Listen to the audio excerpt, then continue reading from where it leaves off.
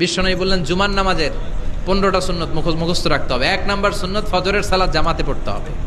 ফজরের নামাজের সময় মুসল্লি নাই, এক কাতার হয়। 2 নাম্বার সুন্নাহ হচ্ছে আসিওয়াক, মেসওয়াক করা। মাতফারাতুন লিল ফাম মারদাতুন লির রাব, মেসওয়াক করলে দাঁত পরিষ্কার থাকে, আল্লাহ খুশি হয়ে যায়। বিশ্বনবী বলেছেন যদি আমার উম্মতের জন্য কষ্ট না হতো প্রত্যেক নামাজের আগে মেসওয়াক করা আমি ফরজ করে দিতাম। 3 নাম্বার হচ্ছে দুহুন, তেল মালিশ করবেন।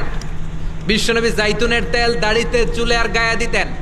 বিশ্বনবী বলতেন ওয়াদাহিনু ফাইন্না ফিত তাদহিনে বারাকাত, তেল খাও, তেল দাও, তেল মালিশ করো, তেলের ভেতরে আল্লাহ বরকত ঢুকাইয়া দিছে। তেল দিবেন তো। 4 নম্বরে আত্তিব, জুমার দিনে সুগন্ধি লাগিয়ে যাওয়া সুন্নাত, লাগাবেন? লাগাতে রাজি আছেন? 3 নম্বরে কুররাতু আইনি ফিস সালাহ, নামাজের মধ্যে যখন আমি দাঁড়িয়ে যাই আমার চক্ষুটারে ঠান্ডা করে দেয় কে? আবার বিশ্বনবী বলতেন আরবা